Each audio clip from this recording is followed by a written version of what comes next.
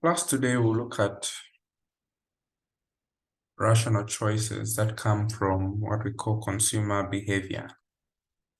And understanding consumer behavior, we're basically going to look at how your preferences in economics behave in terms of the utility functions, in terms of what are called the indifference curves. We shall also understand a concept called the marginal rate of substitution, and also understand the concepts of constraints, budget constraints.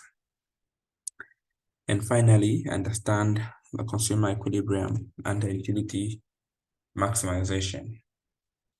So, consumer behavior basically looks at your behavior and my behavior as consumers and how this impacts our alternative choices on our decisions for what we will choose to consume. Consumer behavior is basically about how consumers will decide on a basket of goods and services they wish to consume. Essentially, it's about decision making for a consumer. So if we're dealing with consumer theory, consumer behavior, we're going to look at two key constituents of this particular topic: a consumer, who is you and me; the consumer behavior, which is termed to be rational. You and I are termed to be rational because we're always demanding more for less, and that a consumer would want to maximize their utility by purchasing the goods and services that will generate maximum satisfaction. So utility will interchangeably be used by the term satisfaction. So utility here really looks at the power of the property of a commodity that can satisfy the human needs. It's a feeling of pleasure or a feeling of satisfaction. So the approaches that we're going to look at here are two. There's what we call the cardinal utility theory, the ordinal utility theory. When you're dealing with the cardinal utility theory, this theory asserts that satisfaction is measurable. It is assumed that the price that one pays should be equal to the satisfaction that they should get from consuming a good. So the total utility from the units of one product or a service consumed is the sum total of the incremental satisfaction derived or obtained from each unit consumed. The ordinal theory, however, asserts that utility cannot be measured. It uses what are called indifference curves to explain consumer behavior. It also makes use of utility functions to explain how our consumer behavior really works. So the indifference curves will show combinations of two products that will give you an equal amount of satisfaction. Now, these consumer or indifference curves, I will illustrate them later on. Now, based on the following premises, the consumer theory, based on the indifference curves, asserts that individual tests will determine the amount of pleasure people will derive from the goods and services. The consumer will always face constraints or limitations to their choices, which are a budget. And the consumer will usually maximize their well-being or pleasure subject to the constraint. And this is what we call optimal or constrained optimization. Now, like I said, the indifference curves have their properties or assumptions. Number one is that all the income should be spent on consumption. Number two is that the consumer spends his money on only two products. And this very consumer has a desired level of consumption. And finally, the consumer buys a combination of only two goods. So these are the assumptions as well as could be the limitations. So we could look at a consumer who wants to consume oranges and bananas. Now, the indifference curves will typify these schedules using what we call an indifference curve, which is like this. So this indifference curve is showing you the points that offer satisfaction for this particular individual. Now, indifference curves between oranges and bananas will have these curves that are downsloping, which are called an indifference map or indifference curve. Now, the properties of these indifference curves are that number one, the indifference curve nearer to the origin has the lowest satisfaction. So indifference curve 1, which is nearer to the origin here, is the most lowest difference curve. The consumption is very low. So followed by indifference curve 2, followed by indifference curve 3. So indifference curve 3 gives the highest satisfaction, followed by 2, and the least is 1.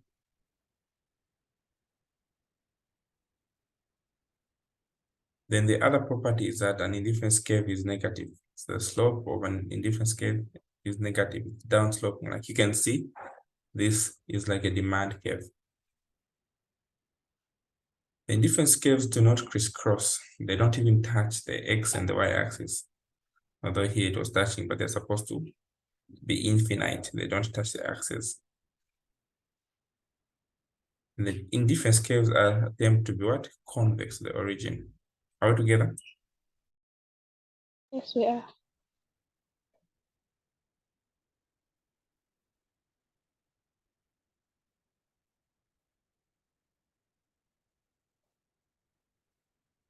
So the other property is that indifference curves are convex to the origin, meaning they give the origin the back.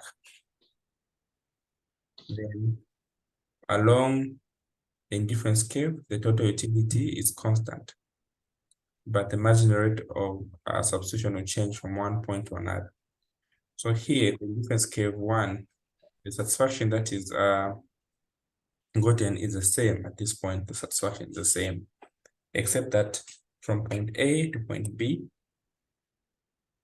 marginal rate of substitution will change. So from this point to here, there's some opportunity cost that is actually assumed.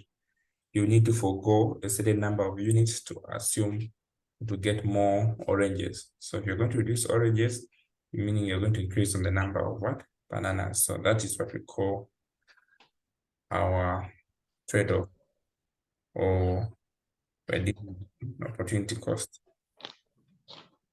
Yeah. Okay. So we now go to the concept of the marginal rate of substitution. So the marginal rate of substitution is defined as the quantity of one product which a consumer is willing to sacrifice in order to earn or buy an extra unit of another, but remaining on the same indifference curve. So this is what I was just explaining. So if you want to get, these are apples and these are bananas. So at this point, for you to get an extra apple from 1 to 2, you may need to forego 3 bananas from 5 to 2. So this is what we call opportunity cost. This is what our marginal rate of substitution really talks about.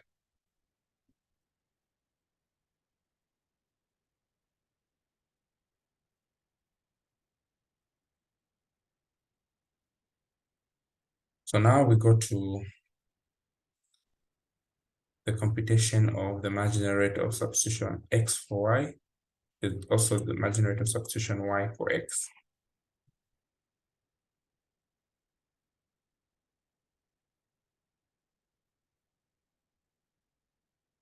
So when you're dealing with the marginal rate of substitution X for Y, we're just simply dividing the price of X over the price of Y. But we use a negative because we're exchanging one unit for another. If we're using Y for X, it's simply price of Y over price of X, but using a negative here. So if the price of a Coke is 4 kwacha and the price of a Fanta is 8 kwacha. So margin rate of substitution, Coke for Fanta is 4/8, which is half. So now let's go to the utility function concept that economists will use to help you understand under the ordinal theory. So in this case, these functions don't exist in the actual sense, but the principle here is what will help us understand how we could optimize our satisfaction. So we have a utility function, which is given in terms of X and Y. So I'll briefly now take you to some calculus where you need to understand how to differentiate. Y is equal to 4x to the power 3. So dy over dx, what do we get? Multiply 4 times 3, which is 12, and we subtract 1 from the 3 to get a 2. So this is what we call differentiation. We have y is equal to 5x to the power 4 minus 3x to the power 2 plus 15x minus 10. So this is dy over dx. So here we're going to multiply the numbers. 20x what? Power 3. Then And then we have 6 minus 6 x to the power, yes, that. power 1, yes. So 15x becomes what? 15. So just 15. And the 10 drops out because it is a constant. Okay.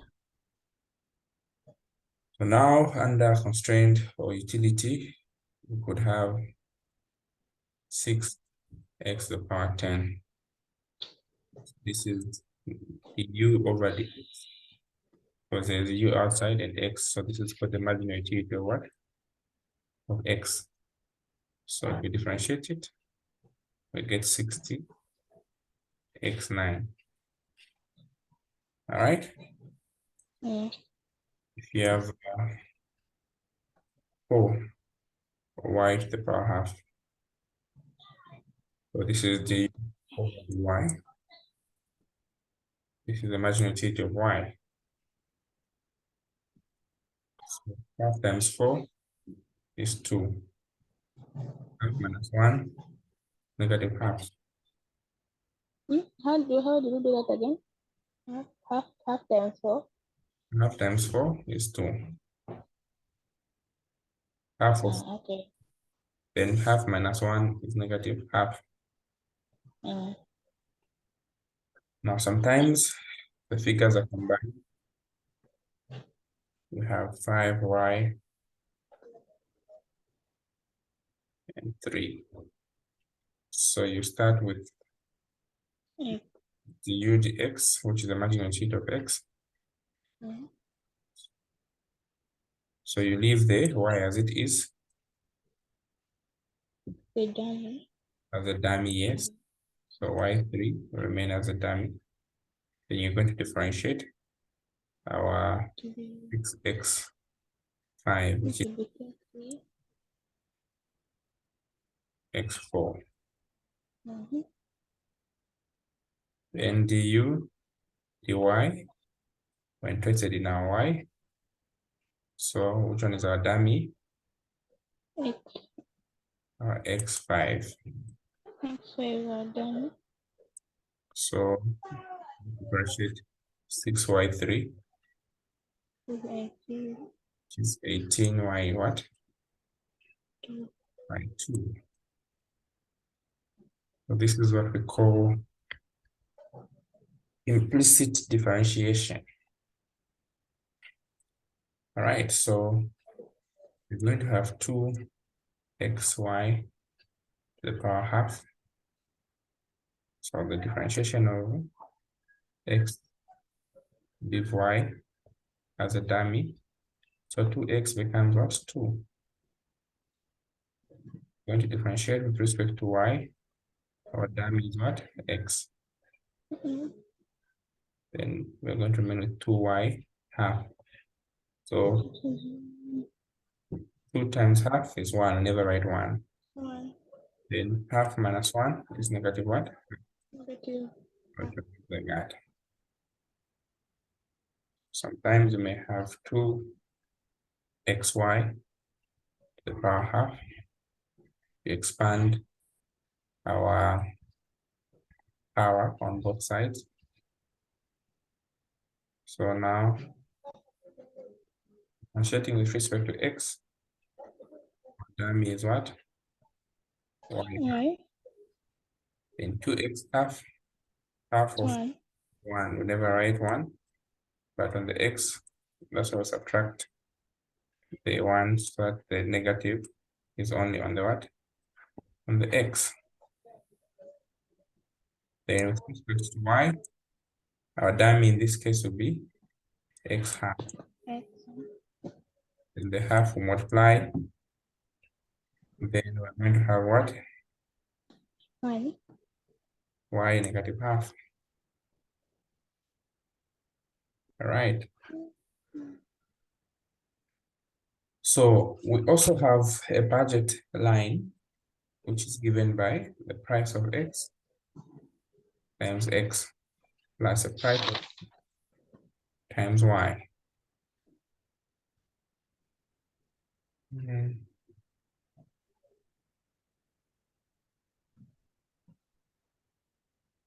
So our I is the income. Our price of x is px. Our price of y is py. All right. So in an event where you're told that the income is 100 kwacha and the price of x is 5 kwacha and the price of y is 10 kwacha, what becomes our income equation? 100 is 100. 5x 5x plus plus y. 10. So to plot this, we divide both sides by what? So here, Wait. when you divide 5 into 10, what do we get? We divide both sides by what? No, we divide this coefficient in there. So 5, Okay. that's 20. 5 into 20. Yes. 10 in 100 is 10. 10. So to give you an idea of how the graph will look at, on the y, it will cut at 10. Yeah. On the x, it will cut at 20. That's how you plot this particular equation. All right. Suppose our income is 80 and the price of x is 10, price of y is 40.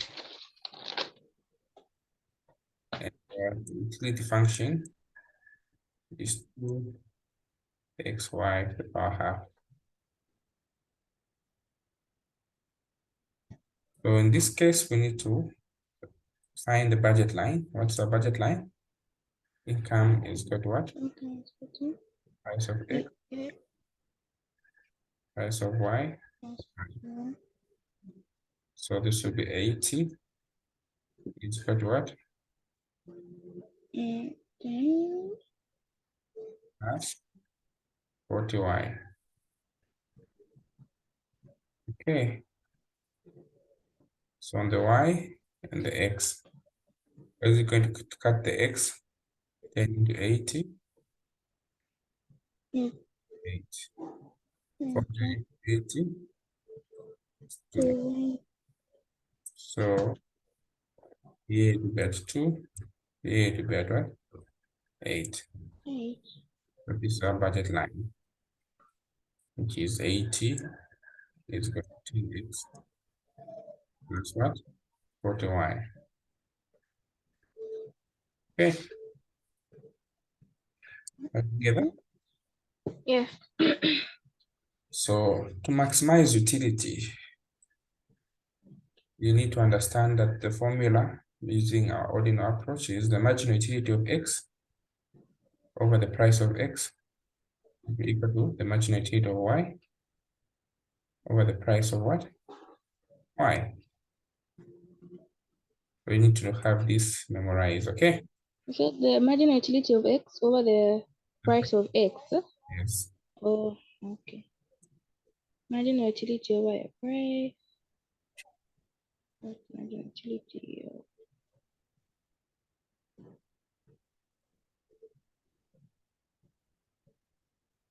All right. So are we together at that point? yes. So now remember our utility function is what? X y to the power half. How do we find the marginal of x? Remember, we're just from doing so du over the x. So if you're given that's our utility function, we now find here we now use the calculus. Now use the calculus here. Our dummy is what? Y half. Then x, 2x half, Why? x upon negative half. Du over dy is the marginal utility of what? Why? Our dummy is what? X. X. So half times 2 is 1 whenever I write 1. Then when you subtract, Negative half. so y will be negative, x will be negative. So we knew that the price of x was what? 10. The price of y will be 40. here. Our x one with the negative. And the price of x is 10. Here, our y is 1 with the negative. And the price of y is what? 40. Are we together? Yes. Yes. So the fraction with the negative goes down. So which one goes down there? X half. When it goes down, it becomes positive. We're using indices. So here, which one goes down? Yeah, I'm a bit behind there. The negative here will be positive, it has to go down here. So the x will. So it will just remain with the y half. Yes, And then, okay. when it comes down, Oh, positive. So here, which one goes down? the y negative half. And cross multiply. So 10 times x half will be 10x. Y half times 40 y half is what? 40y. All right. Divide both sides by 10. We're going to get x is equal to 4y. Are we together? Why are we dividing both sides by 10? Simplify to make subject a formula x. Oh, sure. If you can also make y subject to the formula. Not so make y subject a formula either way. Yeah, Because we want to go back to this budget line here, where there's x, we're going to put what? We found our x as x equal to 4y. So where there's x, we'll put what? 4. So here we put 4y.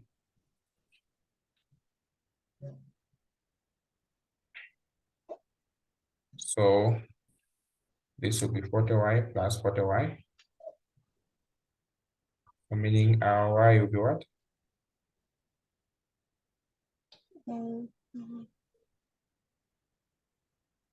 And y will be 1, right? Yes. And if x is equal to 4y, what becomes our x? If what? If our x is equal to 4y, and we found our y as 1, what becomes x? 4, right? We're simply substituting this answer here into the y here. All right. So now we want to know how many units to maximize what? The utility function. So this is what is called constraint optimization, where we're using two functions to solve. This is what we call the Lagrangian formula. Okay. So here, for the y, how many units to maximize y? It's 1. For the x, how many units to maximize x? It will be 4. So there is about 12 for computation.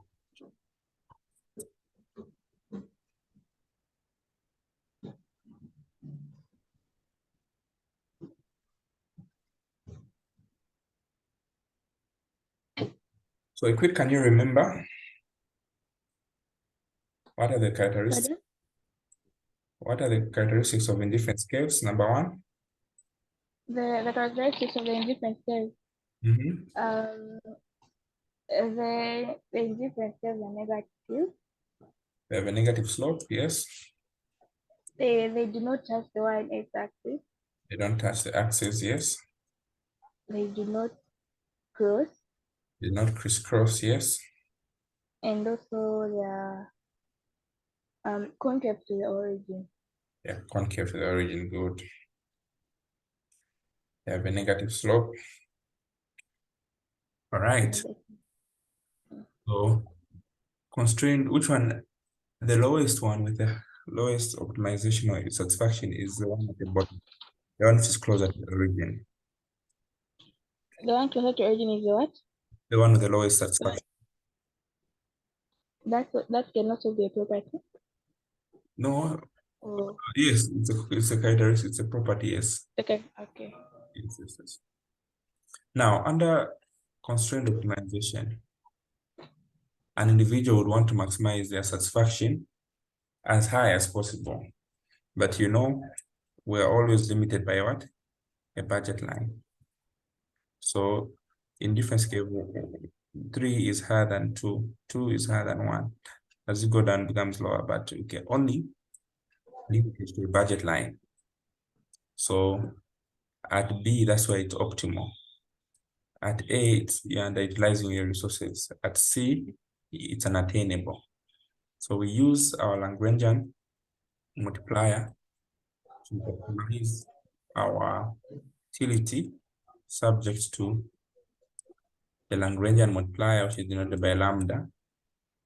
In brackets, we have the constraint, which is our budget. So what we're doing initially was to summarize this whole formula using just a simple optimal bundle where MUX over price of X is got what? MUY over what? Price of Y. So this is what we call the optimal bundle.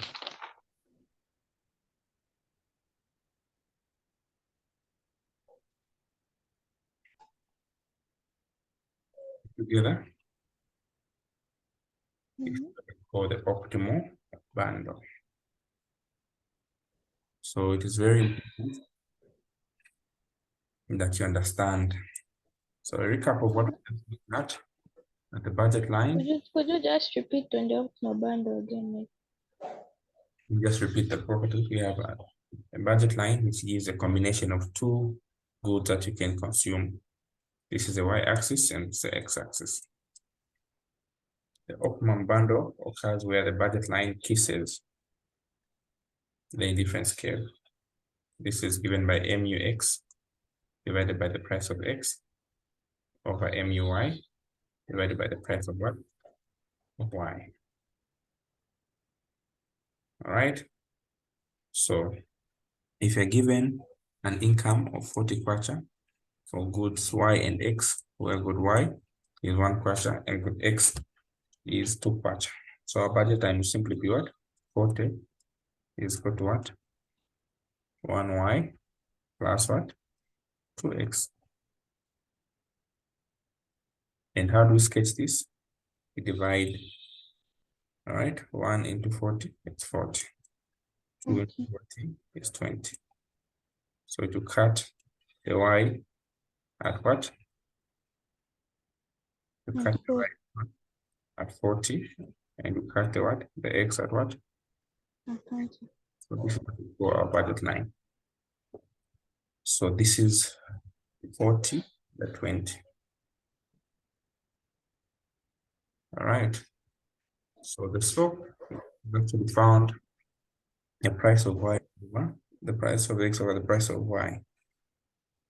This is also called the marginal rate of substitution, X for Y. So now I have a question before you proceed. So like if you draw the budget line and then you're told to also draw the indifference curve on the same graph, how do you do it? You just indifference curve is You can just like draw it anywhere, not that you have to. Yes, but you need to also know which band was optimizing your success. Yeah.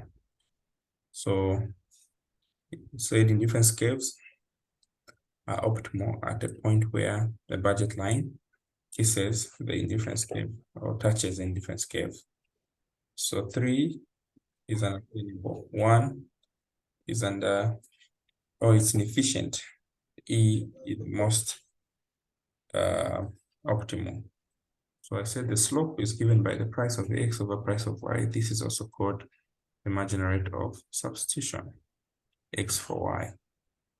So the movement along the curve will also give you an idea of how much can be consumed from good X and good Y. So you have 1,000 kwacha as your income. Income is also denoted by the letter M. And you want to buy apples. Apples cost 50 kwacha. And bananas cost 20 kwacha. So plot this. So you can let your apples be Y, your bananas be X. So that your budget line is 1,000. It's got what? 20X plus what? 50Y. 50Y. All right. So to get this, we're going to divide both sides. So here, give us a 50. And here, we give us a what? A 20. Illustrate this. Our Y cut at what? 20. And our X will cut at what? 50. 50.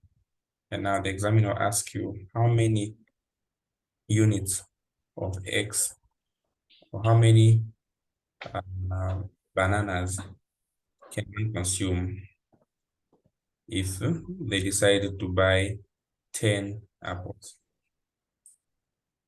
If 10 apples are bought, how many bananas are we going to buy? So we know that apples is denoted by what? Y. So where there's Y, we put 10. So to find what X is. So 50, and we put what? 10. So here it will be 1,000 is equal to 20. X plus 500. So this will come this side. 1,000 plus 500. Let's go to what? 20X. Then here we're going to have what? 500. Let's go to 20X. So we'll divide both sides by 20. So we're going to have 25. 5. So x is equal to 25. So this therefore means that in apples will be equivalent to 25 bananas. That's opportunity cost for you to meet your budget line. How about if we had 18 apples? Oh, how about if we had, let's start from maybe 20 bananas. So likewise, what do you do? You search whether it's x or 20. Yes. So you go back here, where there's x, you put what? 20.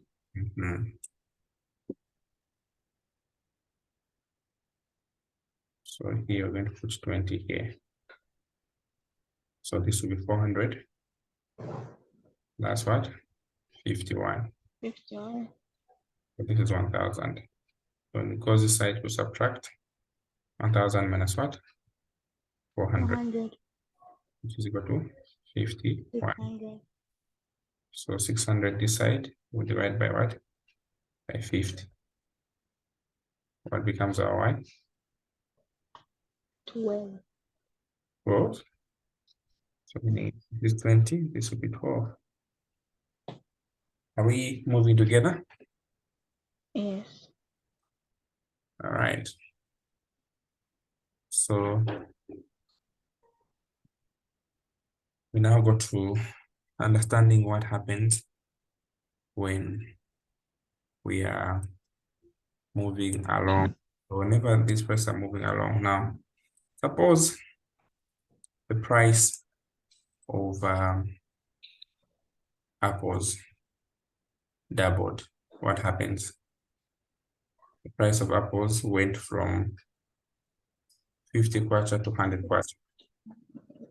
What becomes our new budget line? 1000 is equal to what?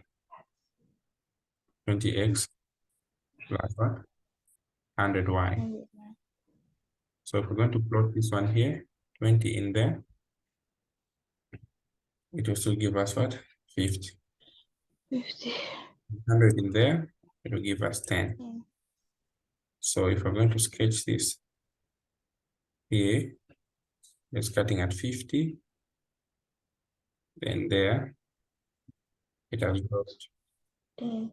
from what? From 20 to 10. 10.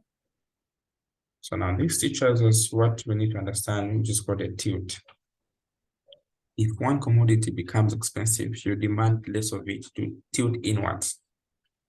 So this is when Y becomes expensive. So you need to understand these four curves. So can you tell me what is happening here? Can you tell me what is happening here?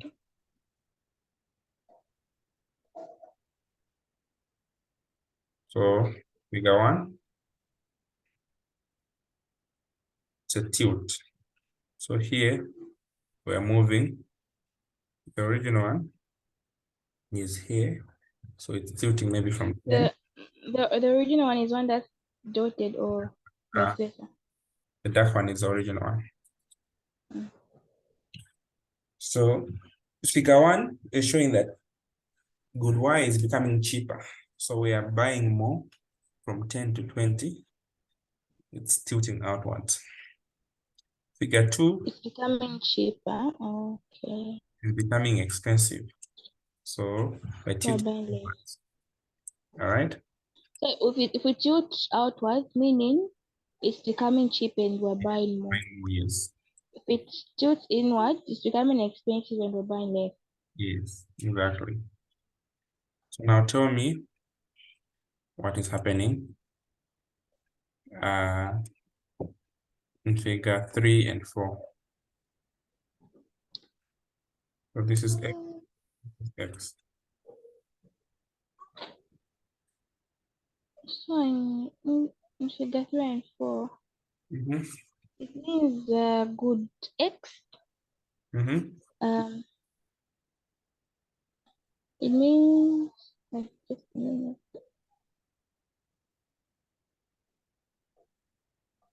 It means good X is becoming cheap and we're buying more. Yes, good X is becoming cheap and we're buying more. Why? And then for the other one, it's becoming expensive and we're buying less. Yes. Expensive, so we're tilting inwards. And the other one is to do with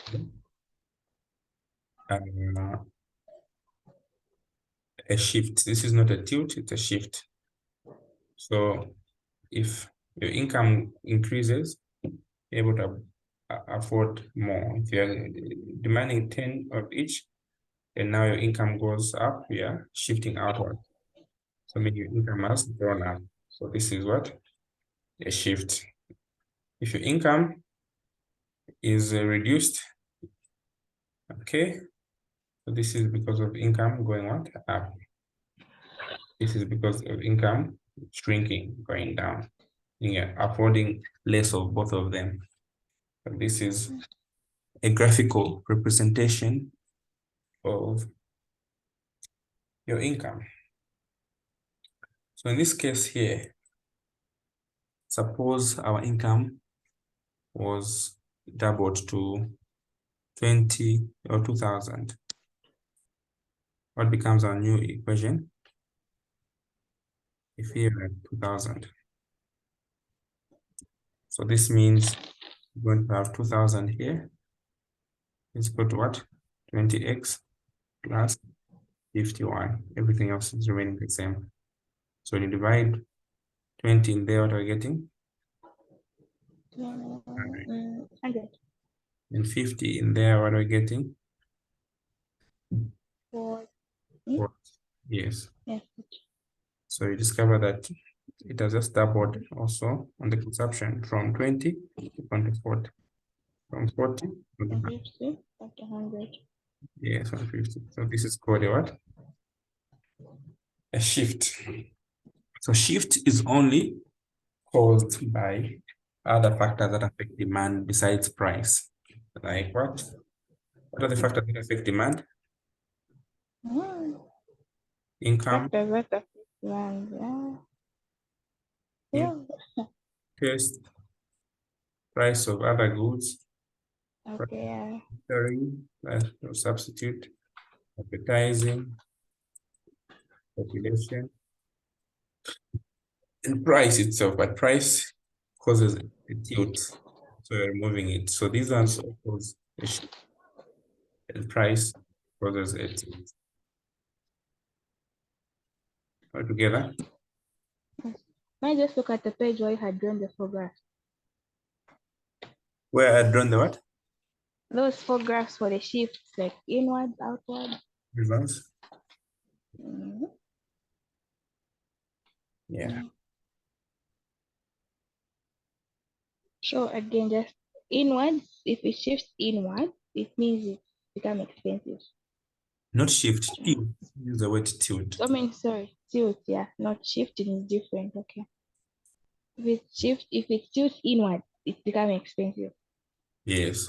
Tilt inwards, it's expensive, yes. Outward, cheap. Yeah, outwards cheaper. It's cheap. Okay. Okay. All right. So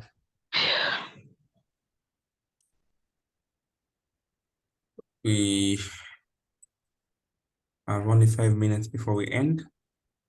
So I have a budget line that I need you to try here out.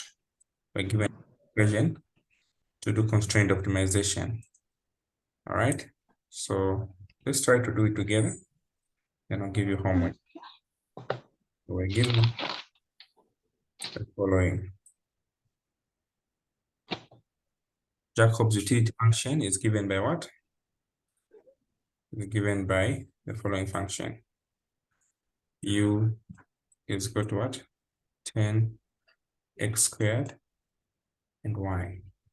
The price of x is equal to what? And The price of X is 10. price of Y is what? 5 kwacha.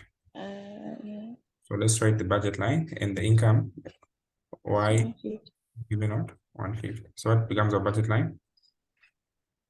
So to be 150 is equal to 10 plus 5. 10x plus 5y. And how do you sketch it? You divide both sides by the intercept.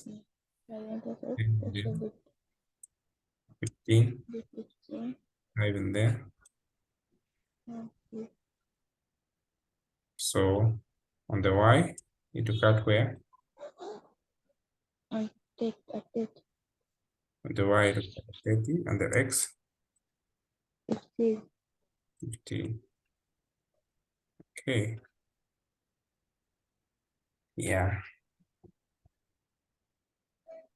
All right. So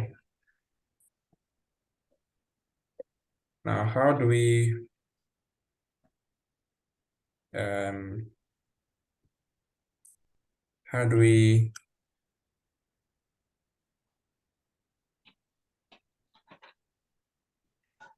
how do we optimize? Is it why we now do the marginal utility of X over price of X? Magnitude of X over price of X, correct. So we need to know the good X and Y that will maximize this utility, which is given by 10 X squared Y. So what is the magnitude of X? Magnitude of the Mhm. the X Mhm. had to be 20, Mhm.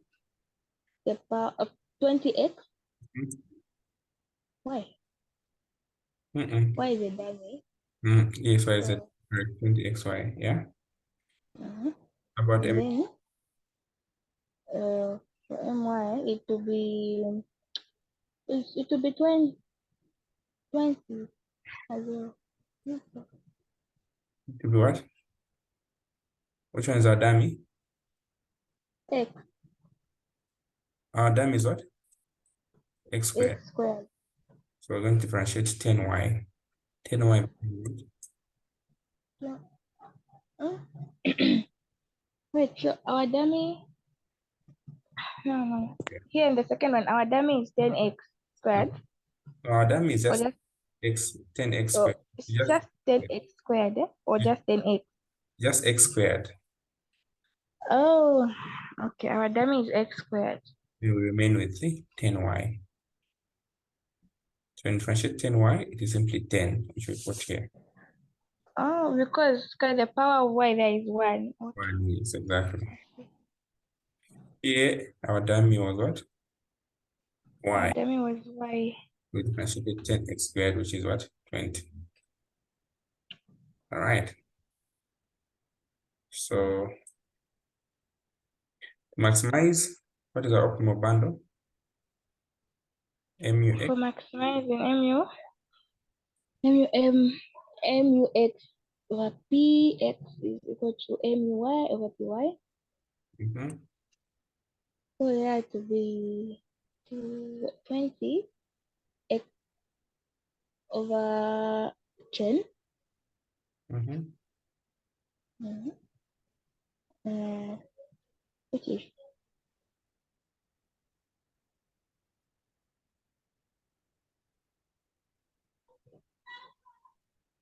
All right.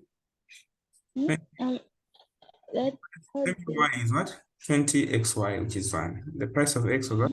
10. is 10 The MUY 10x squared, which is 1. The price of y is what? 5. or 5. Okay. All right. Then when you simplify this, there, So there, 2. So we have what? 2xy no, is equal I'm a bit behind there. we simply like the 10 into 10, 1, Let's do it. 2. Okay, no, okay, 20xy over what? 10. over 10. And you have 10x squared divided by what? 5. 5. So if you want, you can just Okay. multiply this one by that one. What do we get? 100. Mm, Okay, this one by that one. What do we get? 100x squared, right? yeah. Then divide by 100 both sides. So xy will be what? Go to x squared, right? Mm, sorry. Okay, yes. All right, together. Yes, I together This now. one by that one is 100. This one by that one is 100. So divide by 100 on both sides, all right? Mm-hmm. Then we divide by x on both sides. What we get? 5x, right? Yeah. Right together. Yes. Then we go back to our budget line. What was our budget line? 150, Well, 10x, is equal to 10x plus 5y. right? Now, since x is equal to y, we can substitute anywhere, right? Since x is equal to y, where there's x, you can put y, or where there's y, you can put x, isn't it? Mm-hmm. So here to be what? 150 is equal to what? 10y 10y. plus 5y, right? Yes. 150 is equal to what? 15y, right? Yes. So meaning y is equal to what? 10. X is 10, right? Yes. If x is 10, y is also 10, isn't it? Yes. You put a 10, and here put a 10. All right? So then to maximize our satisfaction. So this is a question that we're supposed to do. Optimize, find on the left-hand side using the Lagrangian multiplier function, but what I've just used is simpler. You end up doing it in just 2 pages. The whole thing calculated gives us 10 of x and 10 of y. So since x is equal to y, it gives you the same answer, 10. Yes. All right, together? Yes. So we end here. I'll send you some homework. All right. What Great. time is the next class? At 12? Shortly, we'll be having another class.